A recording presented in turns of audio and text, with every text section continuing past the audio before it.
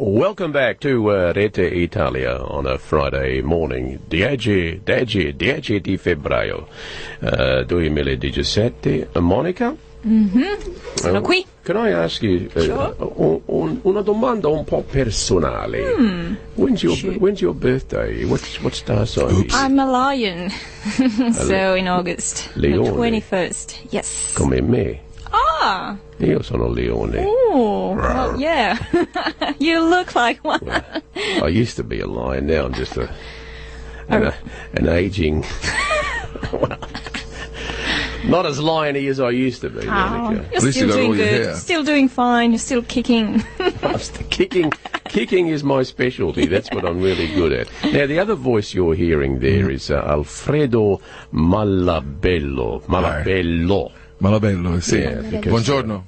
Buongiorno, Alfredo. Buongiorno, Monica. We've spoken to Alfredo on the telephone when he was in Sydney. Now, I know Alfredo because I've seen some TV programs that he's been involved in, and I also, when watching SBS, there was a whole series of ads promoting a CD or a record that you had brought out. Yeah. And that came from a TV show that you were involved with in SBS. Yeah. Refresh my memory. What was the TV show? Carla Cametti, PD. Carla Cametti, PD. Private detective. Oh, okay. Yes, that's right. 2 years ago. Is that right? No. It was 6 years ago. 6 years ago. No, 7 years ago. 7 years ago, yeah. Well, Alfredo, tell us a little bit about yourself. Where in Italy is your family from? Okay, io sono figlio di italiani. My mom comes from Avellino.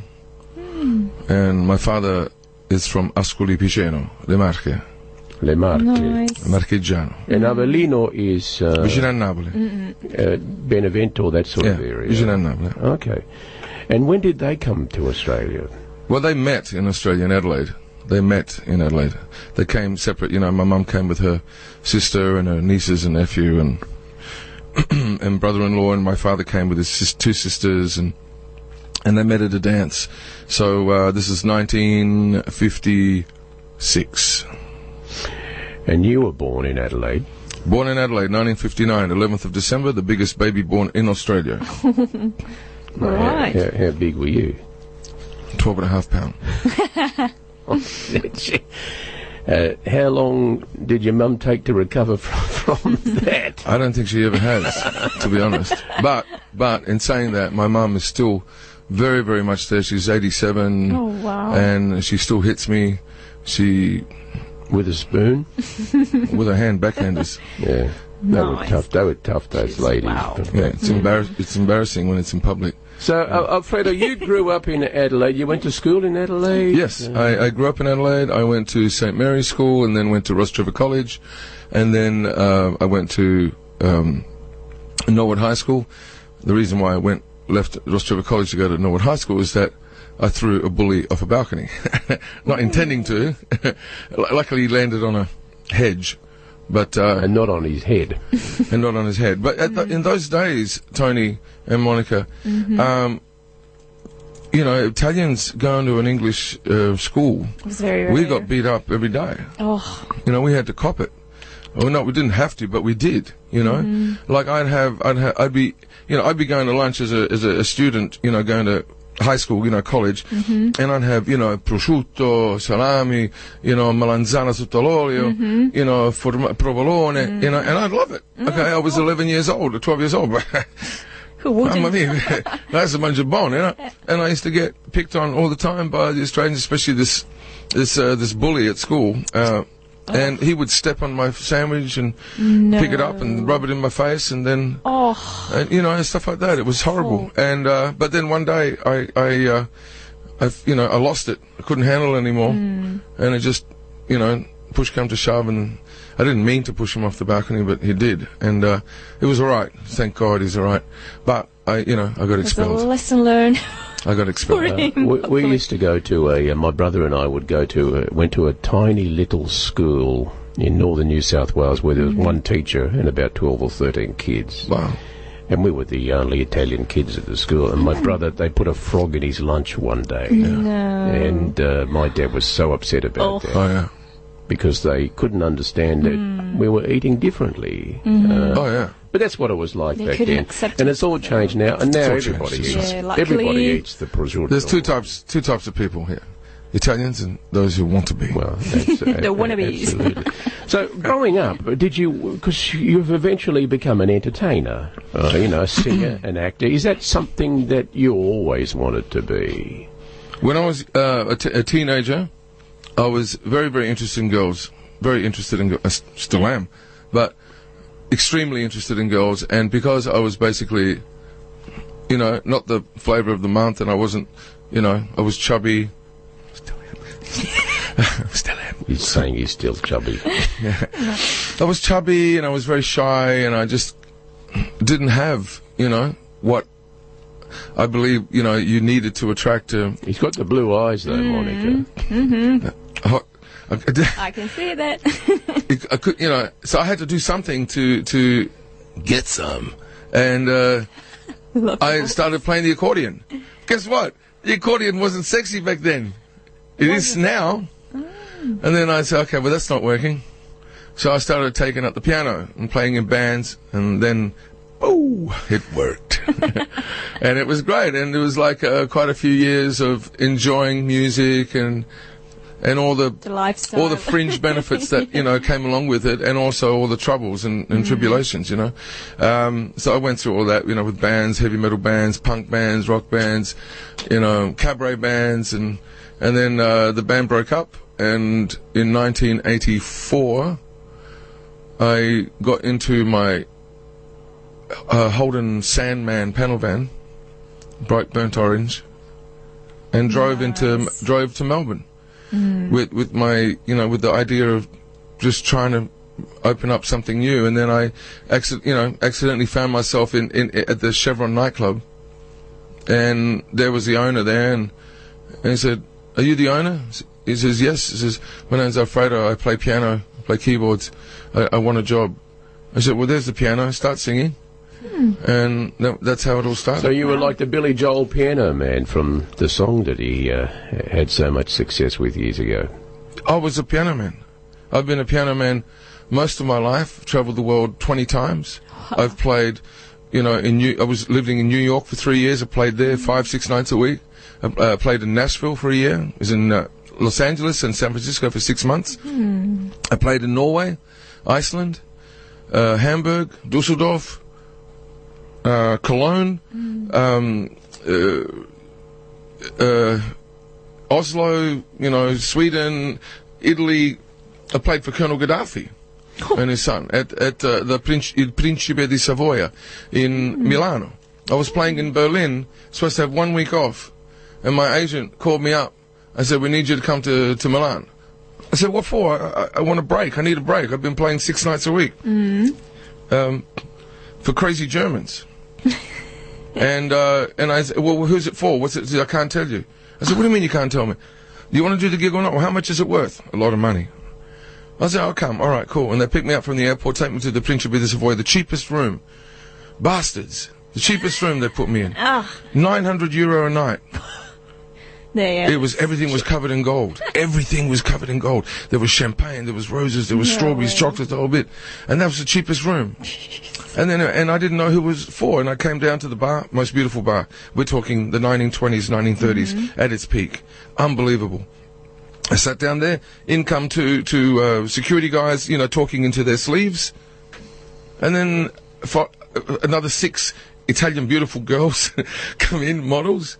Then another 2 security guards, and then Colonel Gaddafi and his son, and another 2 security guards. They sit down, and then the security guard comes up to me and says, "Mr. Gaddafi would like a song from Elton John." So, what did he like to hear? What was the song he wanted? No, he loved all of Elton John stuff. That was he loved Elton John. He loved Elton John music. So I played all this Elton John stuff and Italian stuff, and and I wasn't allowed to get near him, and he didn't come to me. And the security guy would come up to me and says, "Mr. Gaddafi is most pleased." Wow. And he would be there, you know, holding a cup of tea with his thumb. He goes, number one. Number one. How long was the whole show? 1 week. What, every night he would come down and you would play for Colonel Every night. Gaddafi? And he'd bring in his guests and talk to, you know, parliamentarians, you know, sort of politicians, other fellow, you know, Libyans or whatever. I don't know. But, you know, definitely a lot of girls. A lot of beautiful Italian models. And I'd be there playing the piano. And I got paid very well. Very well. How come they picked you? How did you get involved in that? Because my agent didn't have many. He was fortunate enough to sort of get the gig because everyone else had been booked. I happened because in Europe, in that piano bar circuit, you get a month at a time. It's not like one night here, one night there, one night here. You know, you get booked a month at a time, and that's all over Europe. And it just so happened that I had this week off for some reason. You know, must have been a leap year or something. I don't know. But I had this 1 week off, and it happened like that, you know. So what a crazy. And during the day, I used to walk to the fashion district and go to every store. I made it my business in 6 days to go to every single store, 2 stores a day, and spend 2 hours in one store, 2 hours in another, and try to figure out why in the heck does this wallet cost $2,000? Why in the heck does this tie cost $600?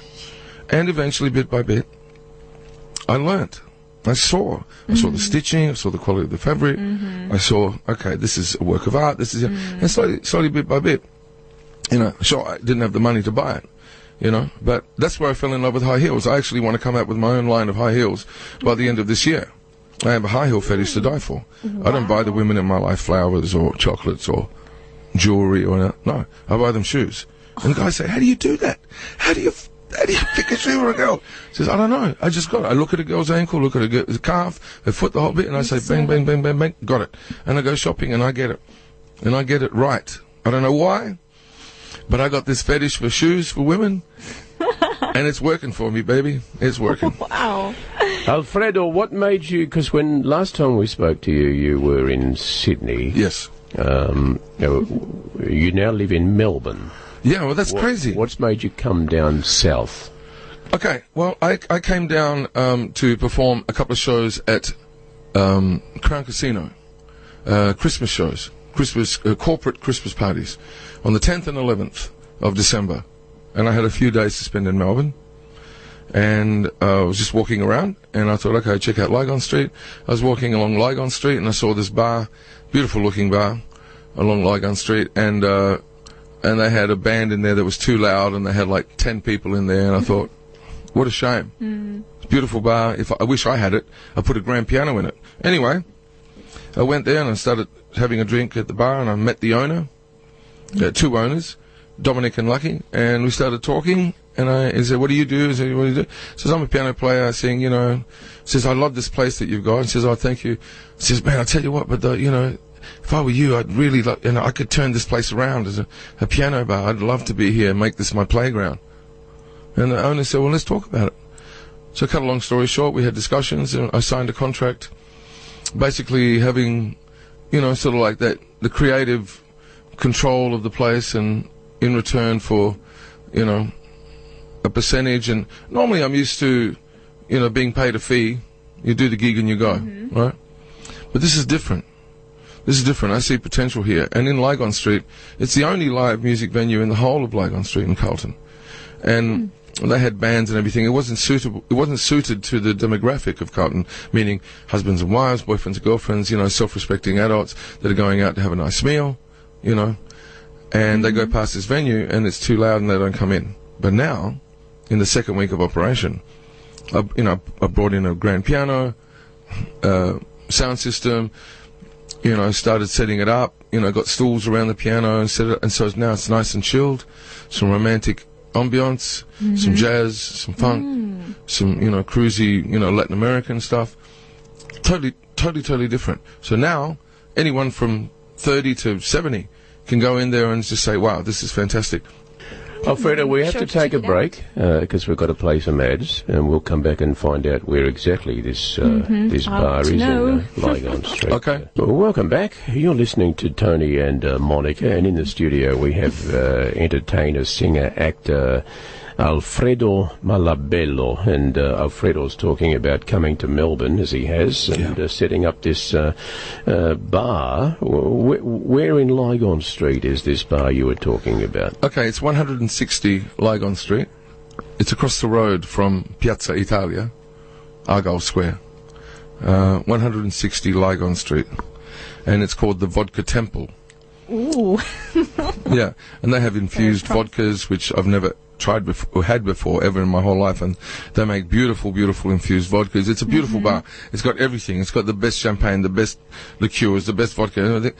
And it was just, being used as a venue for these rock bands, which they were great. It just wasn't suited, So that's why this whole thing came, and I met the owner, and he's put me in charge of making sure that entertainment-wise and the heart and soul of the place, excuse me, succeeds.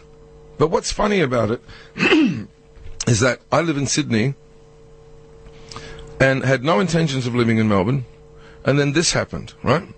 Now, I have 2 sons and their mother that live in Perth. I have an autistic son as well. And now, I've been travelling a lot, and she's been travelling a lot, and the boys, haven't really seen much of either of us. And I've got people working with, with my autistic son and all that. It's complicated, but basically, I come here to do 2 gigs at Crown Casino, have a walk, find this venue, talk to the owner, cut long story short, sign a contract to take over creative control, entertainment control, promotions of the venue, right? So I moved from Sydney to Melbourne. I make a commitment. I've sublet my apartment out in Sydney. Right. Now, 2 days after, I signed the contract with the owners of the Vodka Temple, 160 Lygon Street, Carlton. My children, my sons, and their mother let me know that they're moving to Melbourne. Them not knowing that I'm in Melbourne. Them not knowing that I'm moving to Melbourne. Oh, what are the chances? What are the odds? Okay? Wow. So grazie a Dio, and I'm a very, very passionate Christian man, by the way. And so for the first time in 17 years, for the first time in 17 years, I couldn't have planned it better myself. I couldn't have done it. So this is the wonderful thing that God blesses us and how he blesses us, right? Anyway, for the first time in 17 years, I'm in a city with a playground so I can make some money and enjoy myself and promote what I do and have a place that I can really, really settle in and musically. And I've got my acting agent here, and I'm going for an audition on Monday for a movie. There's all sorts of things happening here, right?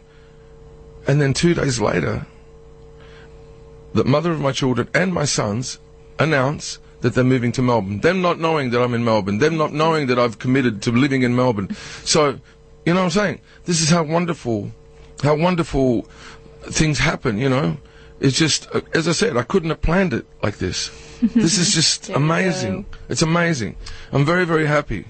I'm very happy. Well, I hope, Alfredo, that it all goes well for you, because it hasn't always been easy for you, and the entertainment business is a pretty hard business to... Yeah, I tell people it's destroyed my life in a very, very poetic, romantic way, but it's destroyed my life. It's fun to do, and you probably would do nothing else, but there are big pressures involved. Some repercussions, negative. Your son, the autistic boy, now we spoke about him, he's 25. 25 now, that's right. When you have autism like he had, I mean, is he able to be independent? Can he go to work, for example, do things that most kids that are 25 do?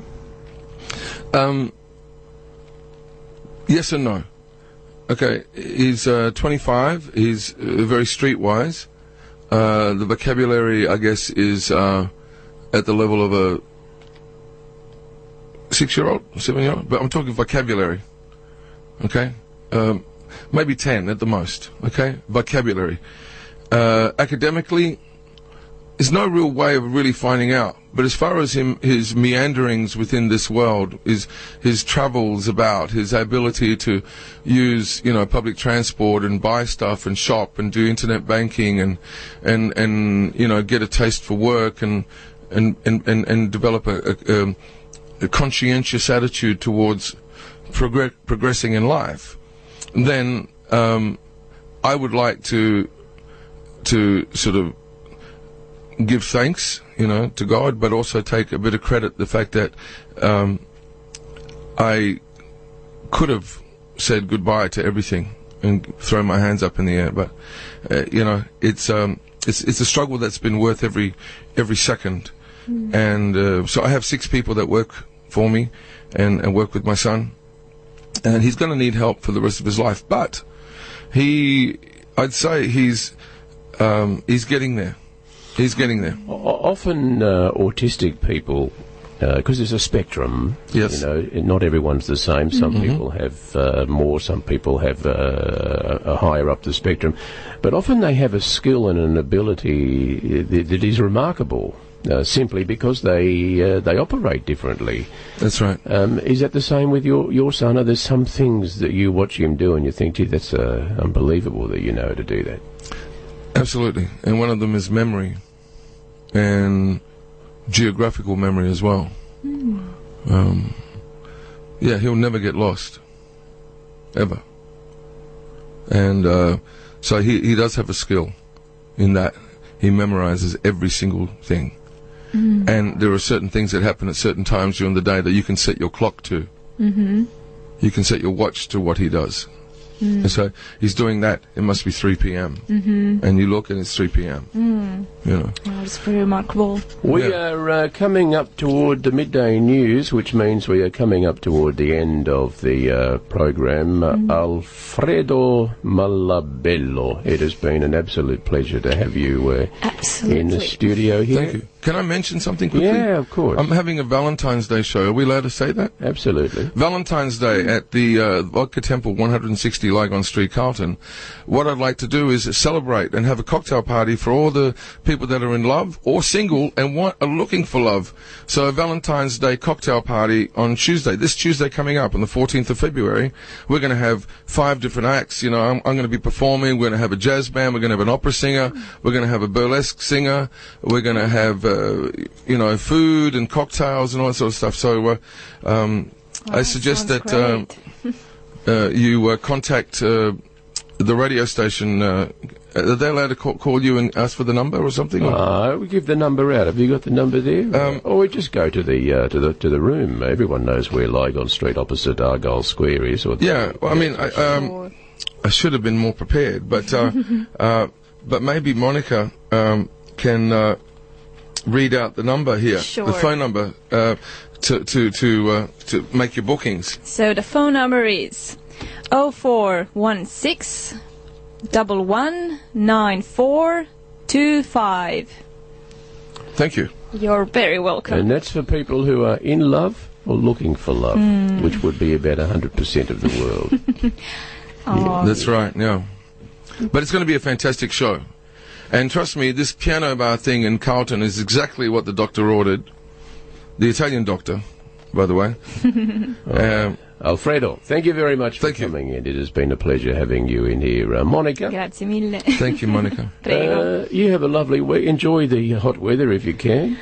If you have to, bring out those bikinis. We don't mind about that. Sure. Now, we're going to get into the rocket. Oh, yeah. Let's get ready for the rocket. That'll blast us off into the... you can come into this too, Alfredo. Okay. Let's jump in all together. This is to get me to work on time. Yeah. So what about we put Alfredo down the bottom? Then Monica, you can go on top of Alfredo, and I'll go on top of you. Here we go. What are we talking about? Andrea, blast it off. 9, 8, 7. All right, here we go. 5, 4. Close the window, Monica. Oh yeah. 1. That's it. Oh my God. The G-force is killing me.